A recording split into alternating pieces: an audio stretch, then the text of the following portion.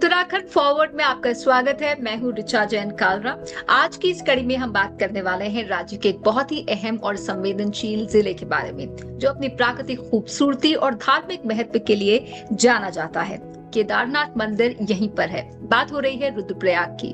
पर्यटन अध्यात्म के अलावा ये क्षेत्र अक्सर अपनी संरचना और भौगोलिक कारणों के चलते हादसों का भी शिकार रहा है। इन सब पर बातचीत करने के लिए आज उत्तराखंड फॉरवर्ड में मेरे साथ हैं रुद्रप्रयाग के district magistrate IAS officer Vishal Mishra. विशाल जी, बहुत बहुत स्वागत है आपका। थैंक्स अलॉट रिचा जी।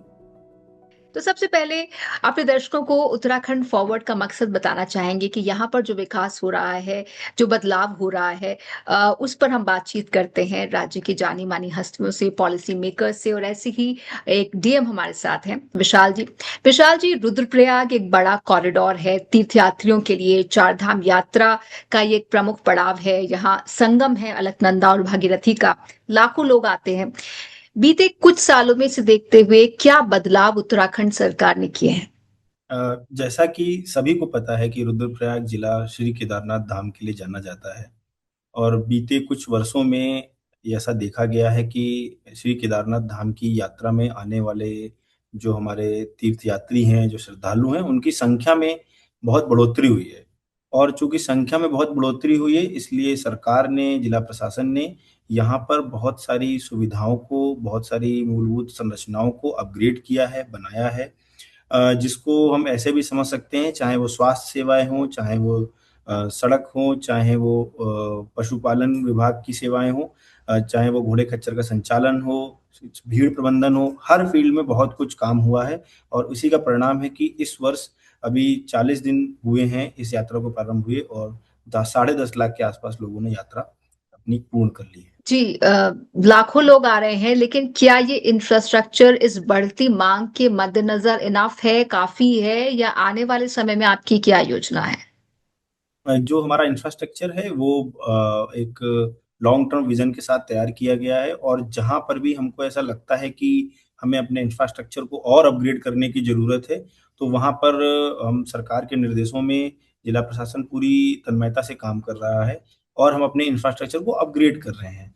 उदाहरण के तौर पर आप देखेंगे कि आज से 10 साल पहले पार्किंग्स बहुत कम थी, लेकिन जैसे जैसे हमारे यहाँ आने वाले तीर्थ यात्रियों की संख्या में बढ़ोतरी हुई, वैसे वैसे पार्किंग्स की जो कैपेसिटी है वो भी बढ़ाई गई, नई पार्किंग्स बनाई गई। और जैसा हमें पता है कि पहाड़ों पर जगह थोड़ी सी लिमिटेड रहती है, तो छोटी छोटी पार्किंग डिसेंट्रलाइज मैनर में बनाई गई, जिसका लाभ आज की डेट में और आने वाले समय में जो तीर्थयात्री हैं, जो जिला प्रशासन है, वो उठा रहे हैं। जब हम रिलीजियस टूरिज्म में एक बहुत बढ़ोतरी की बात करते हैं, तो जो इकोलॉजिकल सस्टेनेबिलिटी है उस पर दबाव पड़ता है। तो कैसे प्रशासन के तौर पर यहाँ बैलेंस बनाया जाता है? इकोलॉजिकल सस्टेनेबिलिटी आज हमारे, आपके और हम पूरी सभ्यता के अस्तित्व के लिए बहुत जरूरी है। और इकोलॉजिकल सस्टेनेबिलिटी को बनाए रखने के लिए यहाँ पर हम लोग, जितने भी हमारे विभाग हैं, चाहे वो वन विभाग हो, चाहे वो पर्यटन विभाग हो, इस एलिमेंट को सेंटर में रखते हैं। उसके बाद ही हम प्लानिंग करते हैं। अगर कहीं पर किसी भी तरीके का कोई वृक्ष का पातन होता है, पहली बात तो पूरा प्रयास रहता है कि ट्री कटिंग ना हो। यदि होती भी है तो उसके कंपनसेटरी लैंड अलॉट करके उसको डेवलप किया जाता है। इसी तरीके से जो हमारे इंफ्रास्ट्रक्चर्स हैं, वो मैंने जैसा आपको बताया, डिसेंट्रलाइज मैनर में छोटे छोटे बनाए जा रहे हैं, जगह की उपलब्धता के आधार पर। बड़े इंफ्रास्ट्रक्चर इसीलिए क्रिएट नहीं किए जा रहे हैं क्योंकि बड़े इंफ्रास्ट्रक्चर ज्यादा लैंड की डिमांड करते हैं, और कहीं ना कहीं वो फिर पर्यावरण के लिए एक नुकसान करने का एक संभावना बनी रहती है। इसलिए हमारे जितने भी डेवलपमेंट हैं वो डिसेंट्रलाइज मैनर में किए जा रहे हैं, छोटे छोटे डेवलपमेंट किए जा रहे हैं, लोगों की जरूरतों के आधार पर किए जा रहे हैं। जैसे कि मैं उदाहरण देना चाहूंगा कि श्री केदारनाथ धाम की जो ट्रैक है वो लगभग 20 किलोमीटर का है। उसमें छोटे छोटे, हर कुछ अंतराल में हमारे करीब 12 ऐसे हेल्थ पॉइंट्स हैं जिनको हम मेडिकल रिलीफ पॉइंट बोलते हैं, वो छोटे छोटे बनाए गए हैं। तो वो लोगों की जरूरतों को भी कैटर कर रहे हैं कि हर थोड़ी सी दूर पर, 2 किलोमीटर पे, 3 किलोमीटर पे उनकी स्वास्थ्य सेवाओं का लाभ मिलता है, और एट दी सेम टाइम कोई बहुत बड़ा स्ट्रक्चर भी नहीं बनाना पड़ता है। इस तरीके से प्लानिंग की गई है ताकि पर्यावरण और पर्यटन दोनों के बीच एक संतुलन बनाया रह जा सके। पर्यटन के साथ साथ हम डिजास्टर्स की भी बात करना चाहेंगे, क्योंकि रिसर्च के मुताबिक आईआईटी रुड़की ने कहा है कि रुद्रप्रयाग सबसे सेंसिटिव इलाका है लैंडस्लाइड्स और भूकंप के मद्देनजर।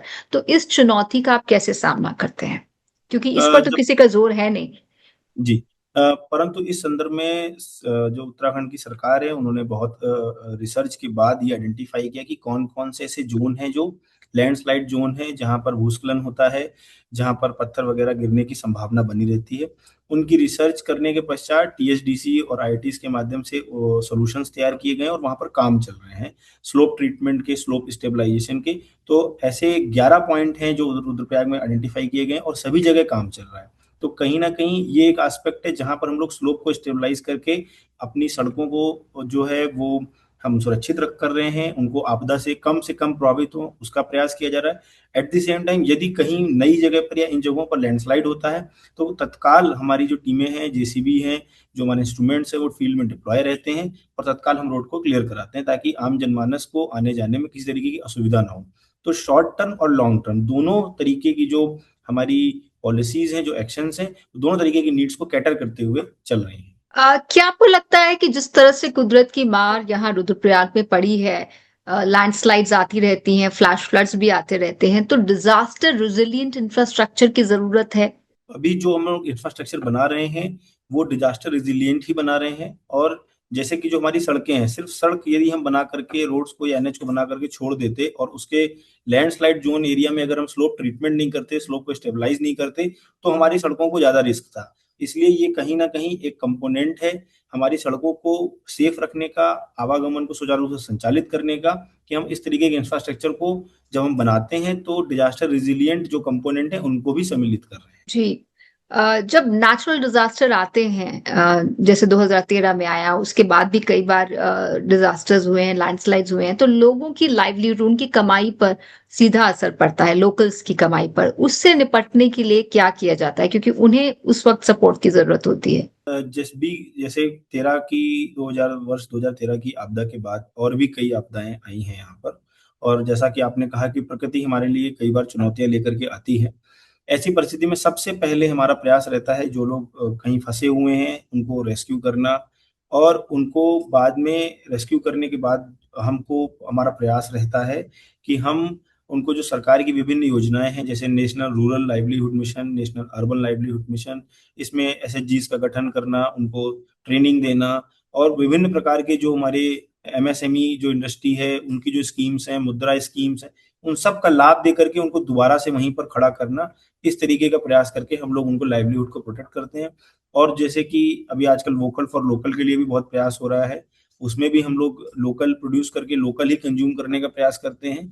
तो उसका प्रयास ये रहता है कि कहीं ना कहीं लोगों को स्किल भी मिलता है, उनको लाइवलीहुड की अपॉर्चुनिटी भी मिलती है और उनकी इनकम भी होती है। अगर हम एग्रीकल्चर की, खेती की बात करें, तो देखने में आया है कि कई बार ग्लोबल वार्मिंग की तरह, ग्लोबल वार्मिंग की चलते बहुत सारी फसलों को उत्तराखंड में नुकसान पहुंचता है। तो क्लाइमेट रेजिलिएंट एग्रीकल्चर भी वक्त की मांग है। सरकार की इसे लेकर क्या सोच है?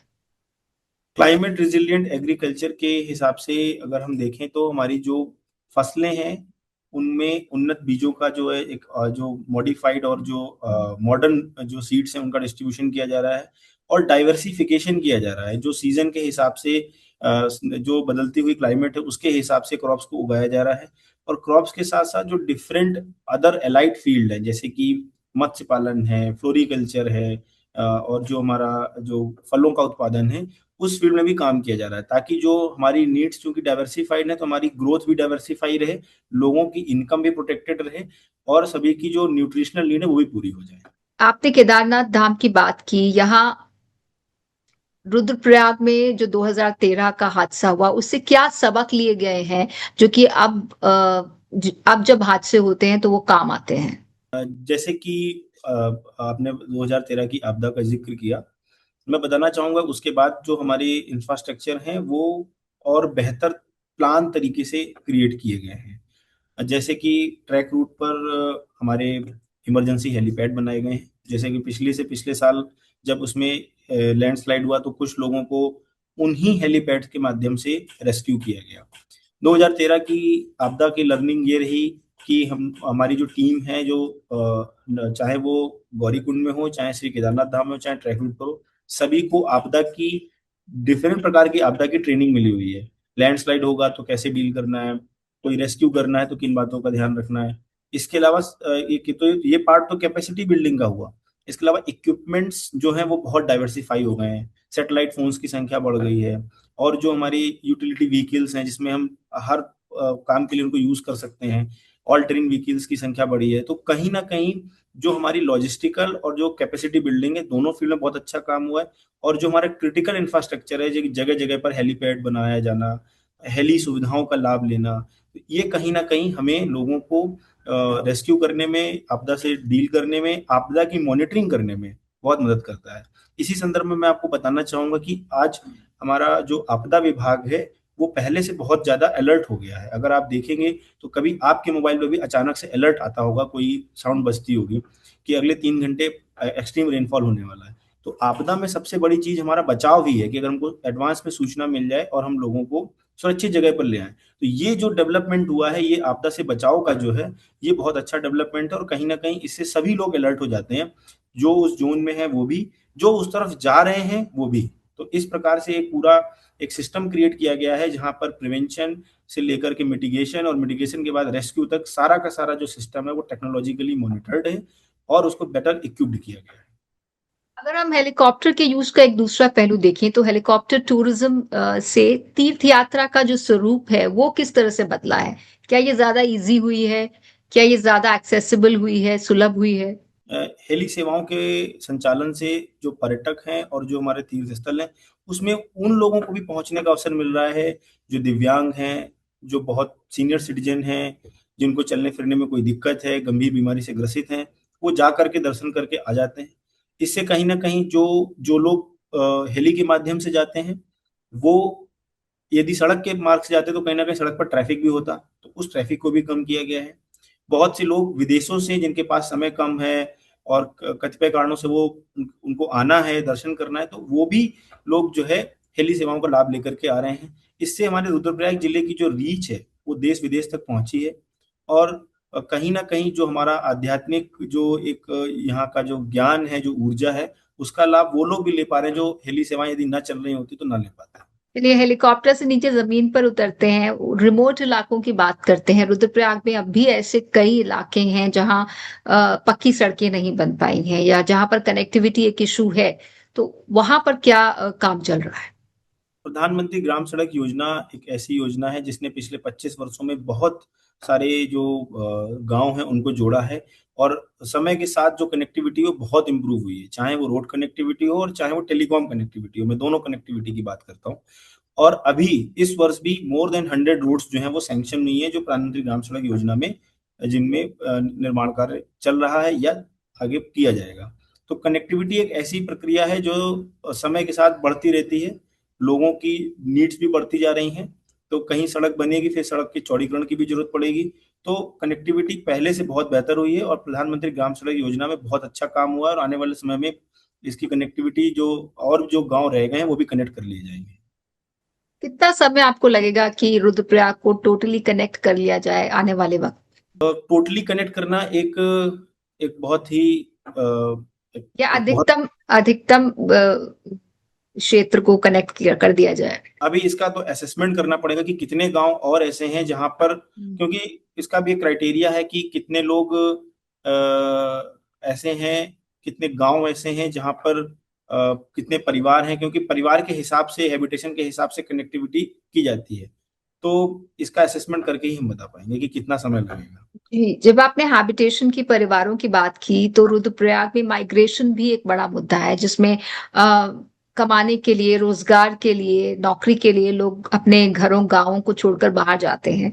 माइग्रेशन से निपटने के लिए उत्तराखंड सरकार क्या कर रही है? क्योंकि अगर यहाँ के बच्चे नहीं होंगे, युवा नहीं होंगे, तो भविष्य यहाँ का किसके हाथ में होगा? माननीय मुख्यमंत्री महोदय का इसमें विशेष ध्यान है और मुख्यमंत्री पलायन रोकथाम योजना है जो कि संचालित हो रही है।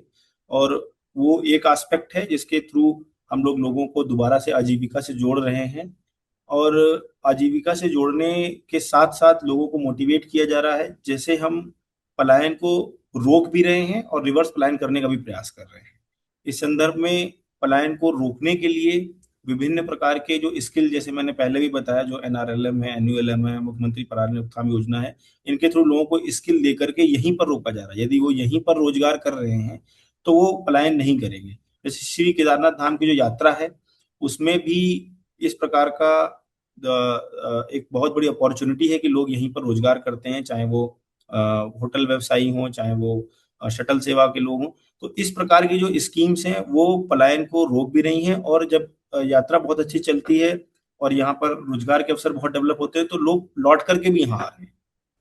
यात्रा तो सीजनल है, कुछ समय यात्रा के लिए है जी जी, कुछ समय के लिए है, लेकिन जब टूरिस्ट नहीं आते, जब यात्रा नहीं होती, तब भी रोजगार चाहिए, तब भी बिल्कुल सही, सस्टेनेबल बिल्कुल लाइवलीहुड चाहिए। बिल्कुल बिल्कुल सही कहा आपने कि यात्रा सीजनल है।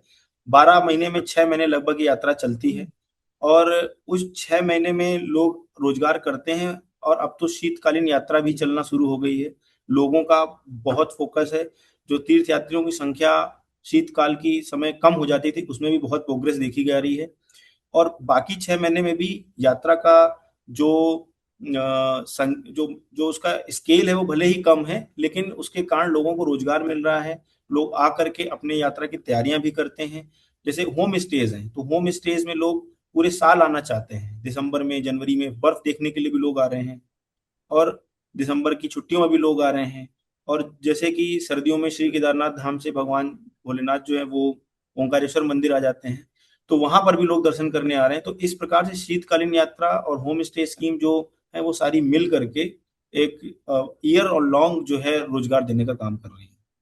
इसके अलावा स्किलिंग के माध्यम से क्या हो रहा है, या महिलाओं को सशक्त करने के लिए क्या हो रहा है? क्योंकि टूरिज्म इकोनॉमी में लोकल्स तो जुड़ते हैं, लेकिन उसमें ज्यादातर फायदा बड़े प्लेयर्स को मिल जाता है, या फिर उतना फायदा छोटे प्लेयर्स को नहीं मिलता। तो आप महिलाओं को सशक्त करने के लिए, उन्हें इस लोकल इकोनॉमी में और बेहतर बनाने के लिए क्या कर रहे हैं? महिलाओं को सशक्त करने के लिए, जैसा मैंने आपको पहले भी बताया, जो नेशनल रूरल लाइवलीहुड मिशन है, और इसी तरीके से एनयूएलएम भी है अर्बन क्षेत्र के लिए, वहां पर एसएचजीज का गठन करके उनको स्किल दिए जा रहे हैं, और वो लोकल प्रोडक्ट्स को बना रहे हैं। उदाहरण के तौर पर जैसे प्रसाद का वितरण है, जो प्रसाद चढ़ता है। इसी तरीके से जो होम स्टेज है, वो होम स्टेज अब महिलाएं भी चला रही हैं। उनको इसमें सब्सिडी भी मिलती है, होम स्टे के रजिस्ट्रेशन में फीस, उनको सपोर्ट भी मिलता है। तो इस तरीके की जो टूरिज्म से रिलेटेड जो भी इंडस्ट्री है, जो चाहे छोटे फूड पॉइंट हो, छोटे ईटिंग जॉइंट्स हो, वो भी वो चला रहे हैं। बड़े फूड जो हमारे रेस्टोरेंट्स हैं, वहां पर भी वो काम कर रहे हैं। कुछ के मालिक वो खुद ही हैं। तो एक प्रकार से देखा जाए, जो पूरी एंड टू एंड जो पूरी सप्लाई चेन है, उसमें सारे के सारे कंपोनेंट में उनको स्किल दे करके काम मिलने का और उनको रोजगार मिलने का काम हो रहा है। और इसमें जो गवर्नमेंट की स्कीम है वो बहुत एक मेजर रोल प्ले कर रही है। 2013 के बाद केदारनाथ में बहुत बदलाव आए हैं। अ, तो क्या हम कह सकते हैं कि ये एक बेहतर तीर्थ स्थल बना है, या ये एक सस्टेनेबल पिलग्रिमेज का एक बेहतर मॉडल बना है आपकी राय में? ये बेहतर तीर्थ स्थल भी बना है। उसका आप इस अंदाजे से समझ सकते हैं कि लोगों का जो इस ओर जो झुकाव है या यहाँ आने का जो उत्साह है, उसमें बहुत एक वृद्धि देखी गई है। और कहीं ना कहीं इतनी सुविधाएं और इतना सिस्टमेटिक तरीके से इसको प्लान करके चलाया जा रहा है, तो ये एक सस्टेनेबल तरीके से कर रहा है। पूरी यात्रा का संचालन हो रहा है और लोगों का जो आगमन हो रहा है, वो भी ये दर्शाता है कि हमारा सस्टेनेबल सिस्टम है और एक बेहतर तीर्थ स्थल है। सस्टेनेबल डेवलपमेंट की जब हम बात करते हैं, जिसकी बहुत जरूरत है हमारे देश में, और खासकर सेंसिटिव इलाकों में, उत्तराखंड में, सस्टेनेबल डेवलपमेंट के मद्देनजर ऐसी कौन सी चीजें हैं जिसे ध्यान में रखकर आप विकास कार्यों को आगे बढ़ाते हैं? सस्टेनेबल डेवलपमेंट का मतलब ये है मैम कि जो हमारी आज की जरूरतें हैं उनको हम पूरा करें, without compromising the needs for the future generation. जी। और इसके संदर्भ में मैंने जैसे भी बताया कि जो मूलभूत इंफ्रास्ट्रक्चर इस यात्रा को संचालन के लिए है, वो हमारे पार्किंग्स हैं, रोड्स हैं, और जो हमारा फॉरेस्ट एरिया है उसको कंजर्व करके रखना है। इसीलिए हम लोगों ने सेंट्रलाइज तरीके से ना करके डिसेंट्रलाइज तरीके से इंफ्रास्ट्रक्चर को क्रिएट किया है। छोटे छोटे इंफ्रास्ट्रक्चर क्रिएट किए हैं, ताकि हमारा इन्वायरमेंट पर प्रेशर बहुत ज्यादा ना हो, ना पहाड़ों की बहुत कटिंग करनी पड़े, ना वृक्षों को कोई नुकसान पहुंचे। और इस तरीके से धीरे धीरे करके, और कहीं ना कहीं जो बेहतर क्राउड मैनेजमेंट है, वो भी ये कहीं ना कहीं हमें मदद करता है कि एक साथ हमें बहुत सारे लोगों को वहां पर नहीं दर्शन कराने हैं, और हमें धीरे धीरे एक व्यवस्थित तरीके से उनको श्री केदारनाथ धाम तक ले जाना है, और धीरे धीरे उनको नीचे लाना है। उसका फायदा ये है कि हमें फिर बहुत बड़ा इंफ्रास्ट्रक्चर क्रिएट करने की आवश्यकता नहीं पड़ती। सस्टेनेबल डेवलपमेंट में आगे बढ़ने के लिए आपके सामने रुद्रप्रयाग में क्या कोई चैलेंज है? सस्टेनेबल डेवलपमेंट में आगे बढ़ने के लिए जो चैलेंज है वो ये है कि हमें और नई टेक्नोलॉजीज का प्रयोग करना होगा। हमें देखना होगा कि क्या और ऐसी नई टेक्नोलॉजी जिससे कि हम जिनका प्रयोग करें कंस्ट्रक्शन में और इंफ्रास्ट्रक्चर को क्रिएट करने में, जिससे कि हम डेवलपमेंट इस तरीके से करें ताकि पर्यावरण को कोई नुकसान ना पहुंचे। जी। 2040 में रुद्रप्रयाग को लेकर आपकी सरकार की क्या विजन है कि 2040 तक रुद्रप्रयाग का स्वरूप कैसा होना चाहिए? ये तो मैं नहीं बता पाऊंगा मैडम। ये चलिए, थोड़ा रुद्रप्रयाग को लेकर लॉन्ग टर्म प्लानिंग क्या है, ये बता दीजिए। रुद्रप्रयाग को लेकर के लॉन्ग टर्म प्लानिंग हमारी ये है मैम कि हम जो इस जिले की जरूरतें हैं हम पहले उसको पूरा करें। यहाँ के लोगों को हम बेहतर रोजगार दे सकें।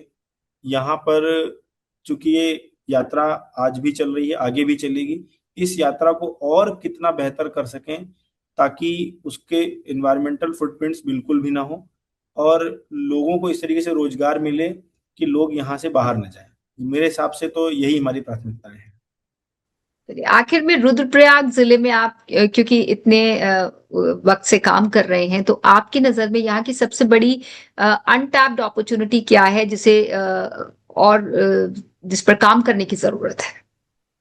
मुझे ऐसा लगता है मैम कि यहाँ पर जो यहाँ के टूरिज्म के जो ऐसे क्षेत्र हैं जहाँ पर भी लोगों को उस विषय में पता नहीं है, अगर कुछ ऐसे अनटैप्ड ट्रैक्स हैं जहाँ पर लोग नहीं गए हैं या बहुत कम लोग जाते हैं, अगर हम उनको डेवलप करेंगे तो कहीं ना कहीं इस क्षेत्र में पर्यटन भी बढ़ेगा, लोगों को रोजगार भी मिलेगा। क्योंकि कुछ क्षेत्र ऐसा है जो अभी वहाँ पर बहुत ज्यादा टूरिस्ट नहीं जाते हैं, तो वहाँ पर भी हमें एक बैलेंस ऑफ टूरिज्म रखना होगा कि वहाँ पर भी लोग जाएं, वहाँ उसका भी प्रचार प्रसार हो और सभी को रोजगार मिले। जो डिस्ट्रीब्यूशन ऑफ डेवलपमेंट है वो बैलेंस हो, पूरे क्षेत्र में यूनिफॉर्म ना हो, बट एटलीस्ट ऐसा हो कि सभी को समान अवसर मिले रोजगार के।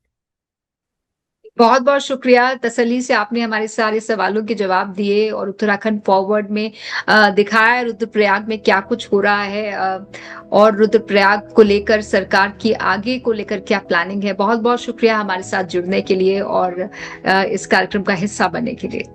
Thanks a lot. Thanks. Thank you.